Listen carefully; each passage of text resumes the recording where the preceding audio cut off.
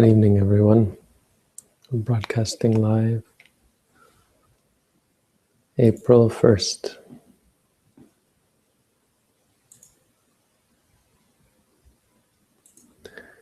Today's quote, interestingly enough, isn't a Buddha Vachana. It isn't even Arya Savaka Vachana. I don't think. Can't remember now. Pasenadi, it's the words of Pasenadi, King Pasenadi Kosala.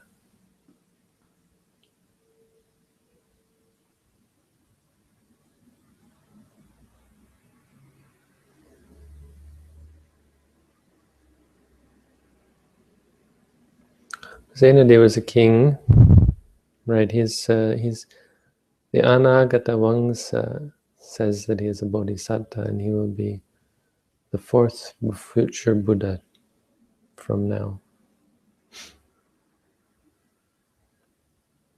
So he wasn't even enlightened. These are his words. But how they can stand is, once he said them, the Buddha reaffirmed the king's words. Anyway, they're spot on, and they're worth repeating. But we also have the Buddha's response to him, which is maybe of interest. So we'll look at the verses that the Buddha used to respond to Pasenadi. So what Pasenadi basically says is, he was wondering while he was sitting, Raho Gatassa, while I was in seclusion, who treat themselves as dear and who treat themselves as a foe. Kesang nuko pio atta,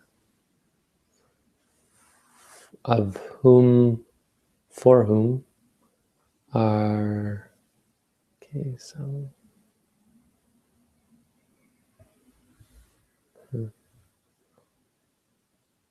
Pio atta. I don't quite get it.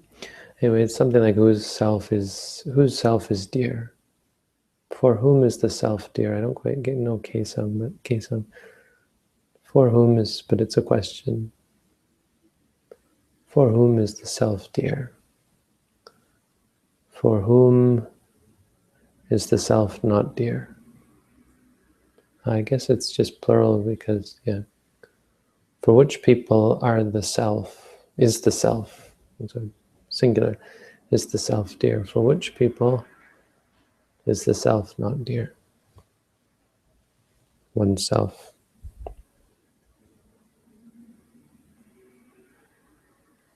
Kesang nuko pio attaha. Who treats their self? That's how it's translated, right? Who treats themselves well?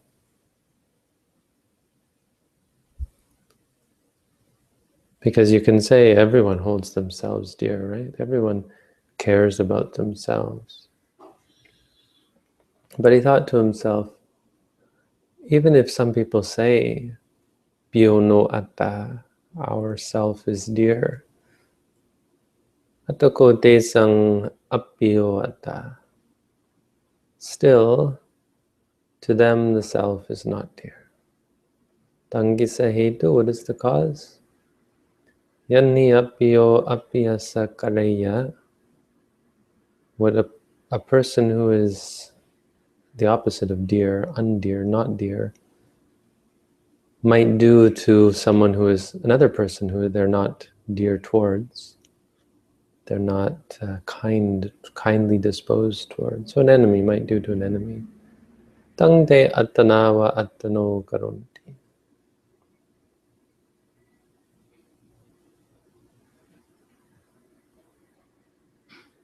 So some people, they do that to themselves. What an enemy might do to an enemy, some people do that to themselves. They themselves do it to themselves. What this means is people who do who have evil thoughts, is what he says. Who have evil deeds, who do evil deeds, who say evil things, and who have evil thoughts.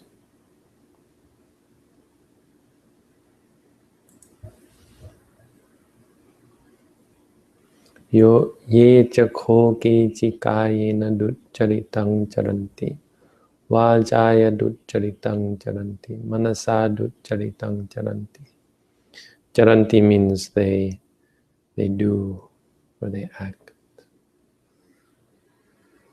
Duccharitang, they act in a poor way, in an evil way. Kayena, with body. Vajaya, with speech. Manasa, with the mind.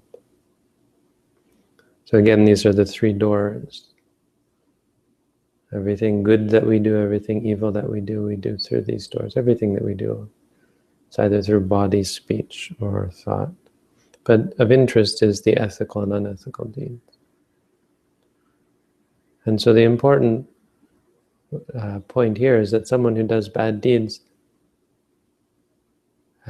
well, the important point here is how Buddhist ethics works. That it's not because someone says it's bad. It's not because you believe something is bad. It's because certain things are inherently contradictory. As I've said again and again, you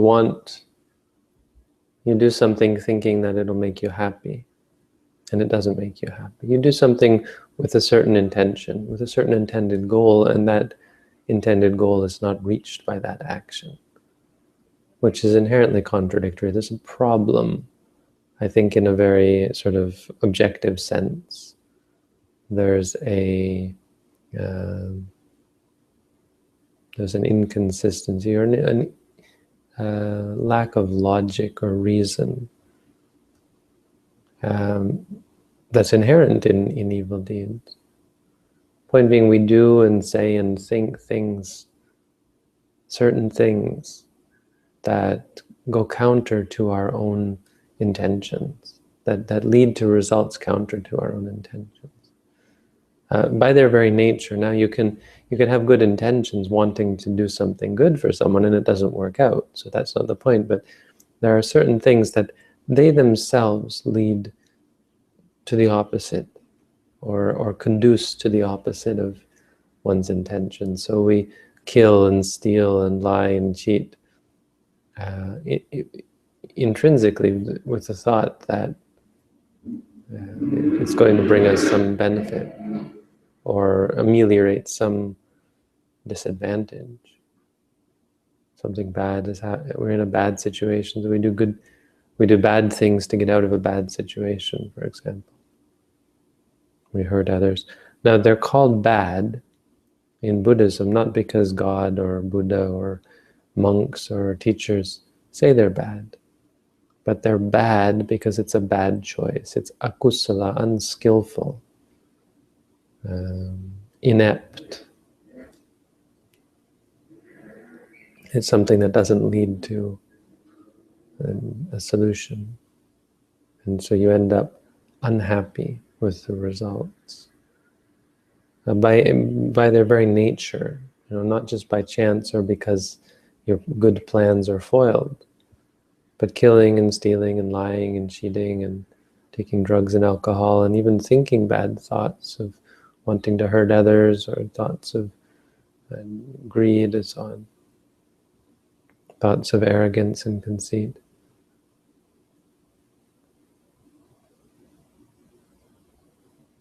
These things conduce to our suffering.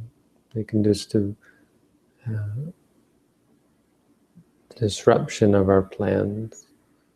Anytime you incorporate these into a plan, it can only go sour. When you do something, you have a good intention, but then you get greedy about it, or you get angry or frustrated, or you become arrogant or conceited. Even if you're good, you have good plans to help yourself, to help others.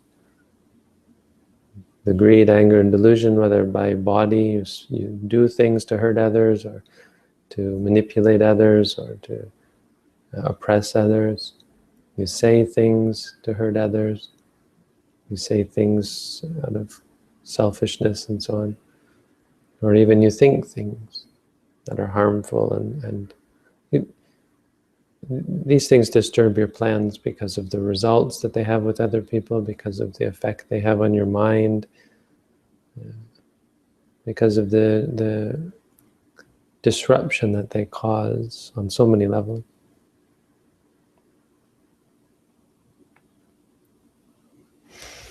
And he says conversely that someone who has good thoughts, someone whose mind does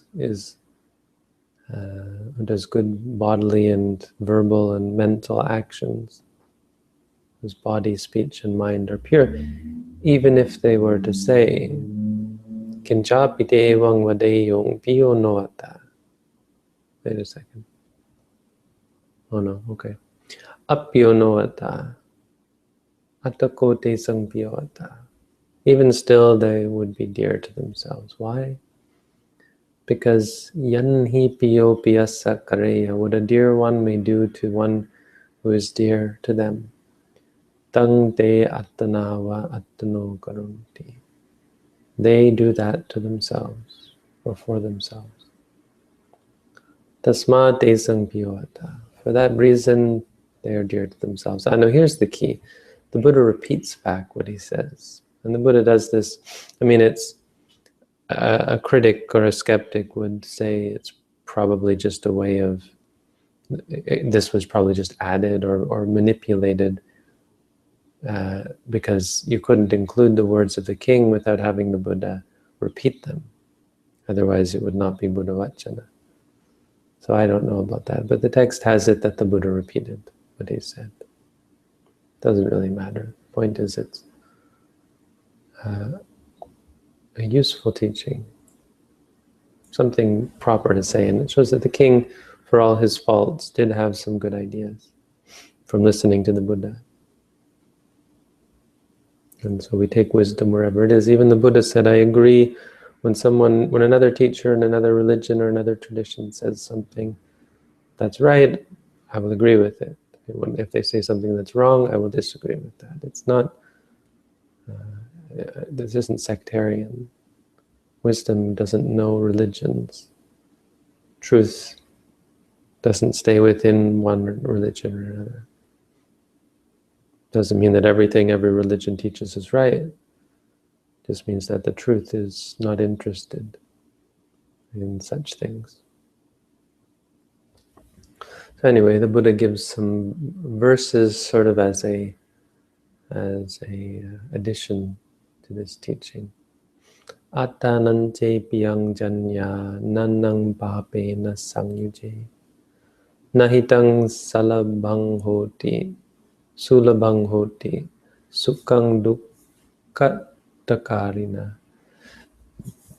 It is not easily gained happiness for one who does evil. There's a good Buddha quote. Nahitang sulabang hoti sukang dukkatakarina. It is not easily, for indeed it is not easily done. It's not easily gained. Happiness for one who does evil deeds. Antakena dipannasa jahato manus sangbhavang.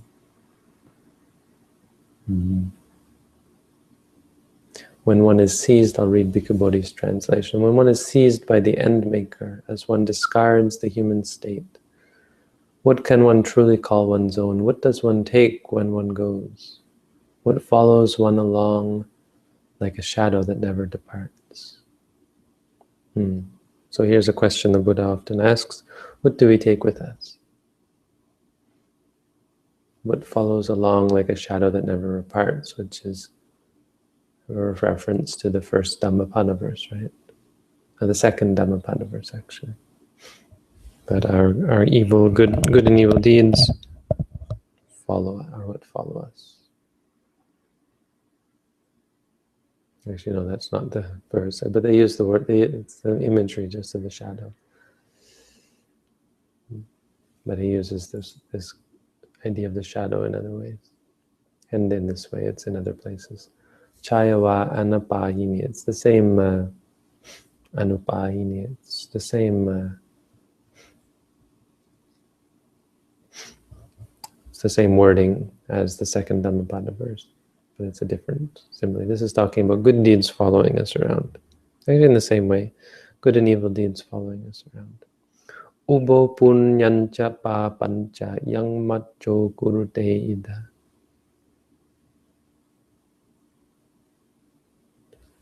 Both good and evil, these that a mortal does right here, that a mortal does here. When the good and evil that we do here, tanhi tassa sakang hoti tancha adaya gacchati. This is our own, right? This indeed is one's own. The good and the evil that yang machu kurute ida. The good and evil that we do here, that indeed is our own. Tancha adaya gacchati. That goes with us. That is what we take with us. That is what we carry with us. Tanchassa anugang hoti jayava anupayini. That follows after us, just like a shadow that never leaves. Tasma kareya kalyanang nityayang samparayikam punyani paralokasming patikha honti panam. This is a verse, that part is a verse that we chant actually as part of a blessing when we give blessings. Tasma kareya kalyanang nityayang samparayikam. For that reason, one should do beautiful things. Nityayang samparayikam. The accumulation, an accumulation for the next world. Punyani paralokasming pitita hunti paninam. Good deeds in the next world are what beings stand on, are a foundation of beings. As Bhikkhu Bodhi translates it, merits are the support for living beings when they arise in the other world.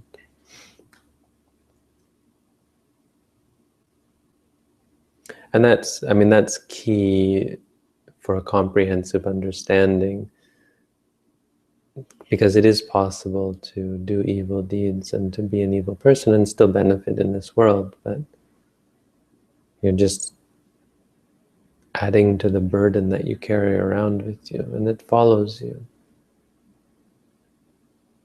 So it's important to understand that death isn't an escape. You don't get the carte blanche at death. When you die, it's not a clean slate. Suicide isn't the answer. Death isn't the answer. Death isn't the end. That's the point. Which is, it extends the potency of karma. Because if karma is just in this life, there are ways of escaping it temporarily, and you can die without having to really pay back your karma. That's, I think, true. Right? I mean, it's true, but I think that's obviously true. The question is whether, it's actually viable. Of course, Buddhism says it's not, that death isn't the end. Anyway, relating it to our meditation practice, because that's what we always try to do.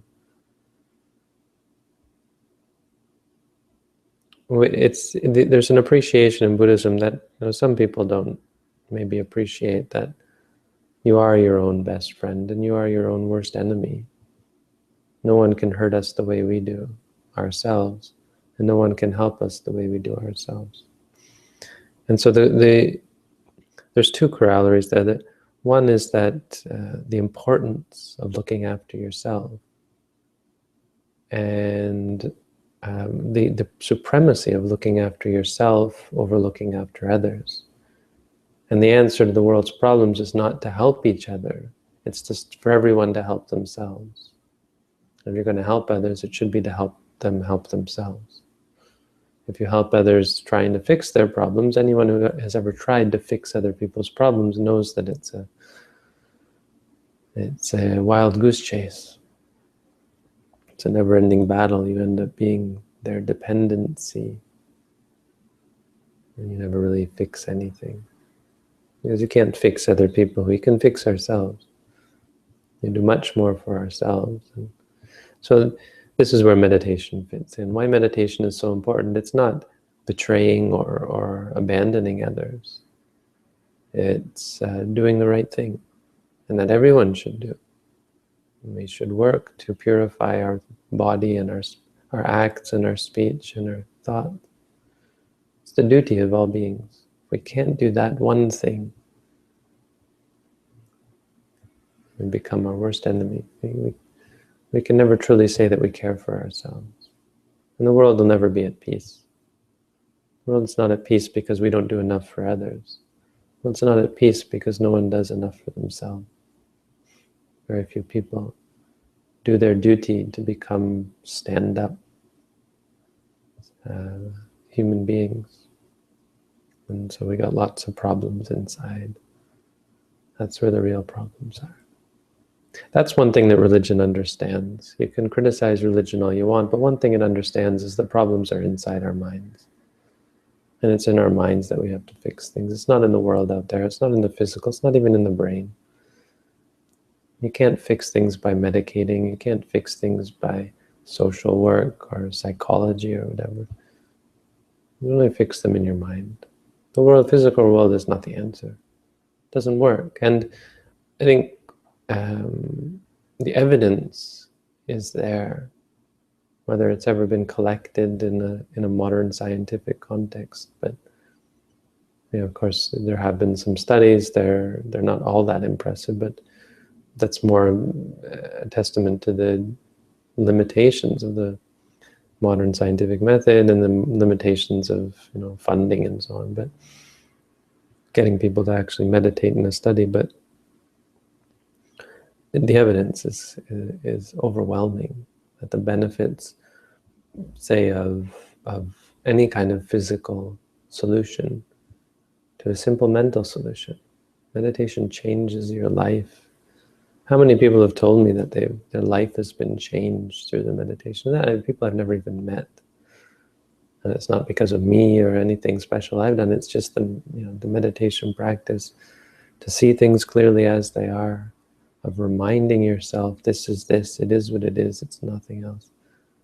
Constantly working to better yourself, to do right by yourself. This is a most powerful force.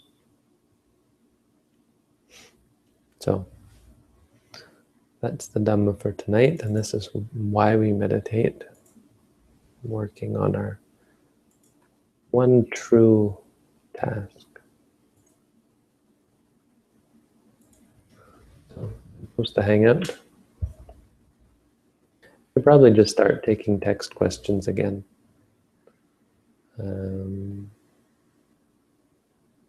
No one's coming on the hangout, so I mean it's a bit much to ask people to come on a live, on the air hangout and ask their questions. So it's just that the questions were piling up and they were backlogged and so on. And a lot of them are questions that have already been answered. But if anybody has any pressing questions and you don't want to come on the hangout, you can text it there at meditation.sirimangalo.org.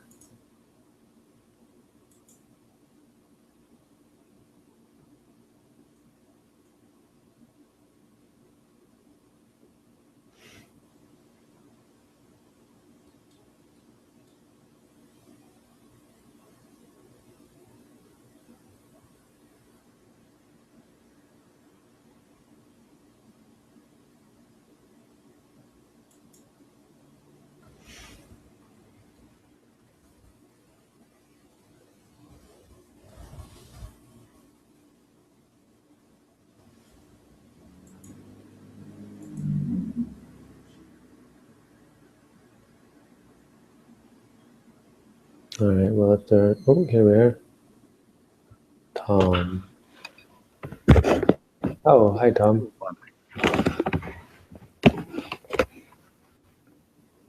You have a question for me? Yes, I do. Okay. You were talking Oh, about. wait, just a second. I should make sure that this is working properly. Yeah, okay, go ahead. Yes. Last night you were talking about the peace. Well, I'll call it the peace movement. I don't remember the exact name. And I'm an American. I became a young adult when the Vietnam War was just really ramping up. I've had a lot of difficulty dealing with the actions of our government over the decades. And, to anybody who's paying attention, it's obviously getting worse and worse, not better. So I have a lot of personal difficulty dealing with the activities that are going on in the world, mainly our involvement in military actions around the globe and what the repercussions have been. And this has a great deal of it has a major impact on me personally. So I just wanted your perspective on that, please. Well, recalling what I said last night about, you're talking about how the trouble maybe I was having, conflict, or the way they looked at peace as opposed to how I looked at peace, that kind of thing. Is that what you're referring to? Well, just that you mentioned, I guess you're active in a group at the university there that's trying to bring about a more peaceful world or whatever. Right. And to me, it's not really that in particular. It's just, to me right now, I don't want to say it seems hopeless, but we seem to be on a trajectory that is getting us, the US, and the world into a deeper and deeper state of conflict. And this has been something that I've looked at since I was a young man. And I just feel like it's completely out of hand. And I feel that things could easily it could get very bad. Everybody knows what the capacity is of humans to make war on one another. So anyway, my point is very specifically, because I'll call it an obsession of mine.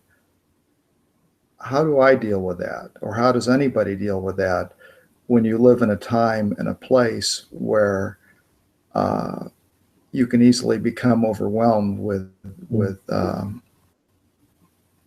the activities of our political leaders and so on? Michael, you can go. You don't have to stay with me.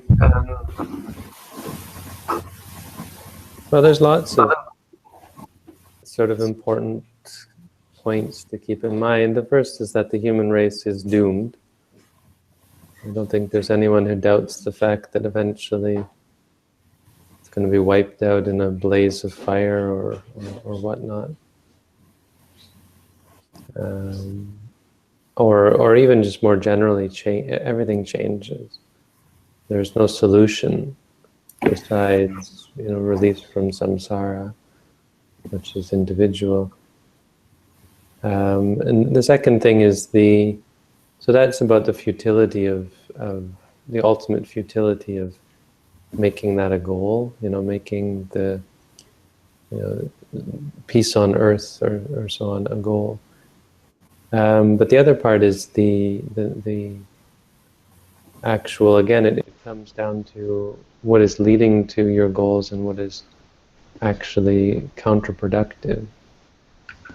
So obsession and frustration and depression and despair. I mean, Bernie Sanders said something.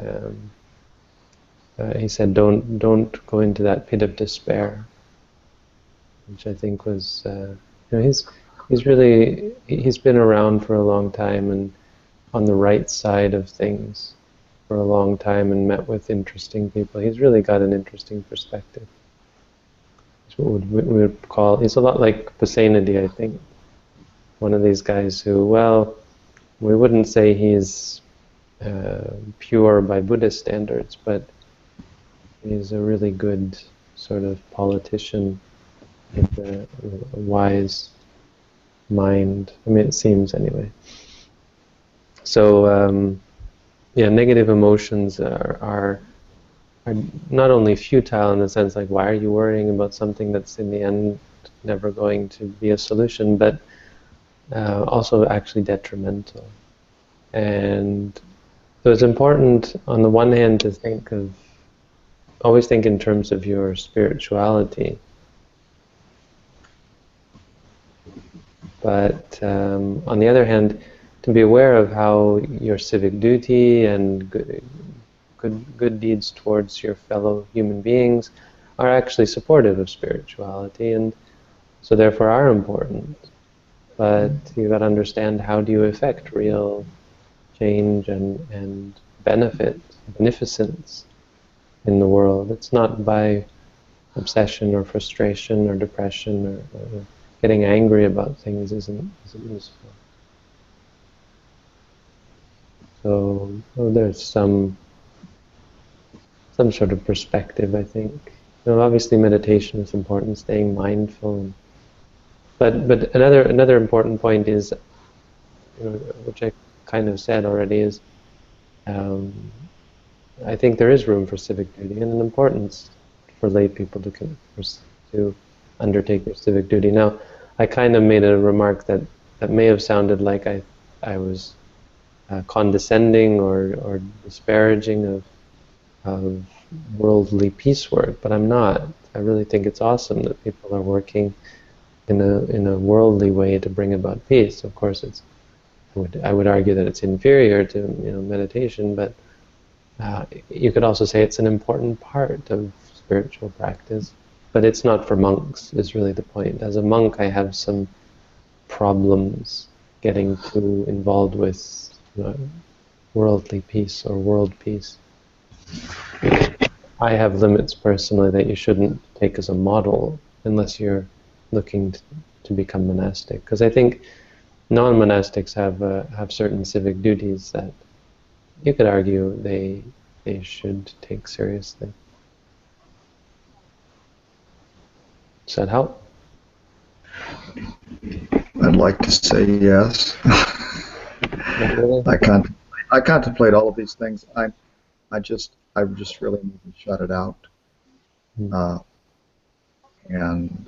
But since you brought up because I look at peace activity at a university is to be expected. I was both in the service and at a university in the late 60s and early 70s. And look where it got us. So, but thank you. I appreciate your thoughts on that. And I'll let you go. Oh, nice to talk to you. I guess that's all for tonight then. See you all next time.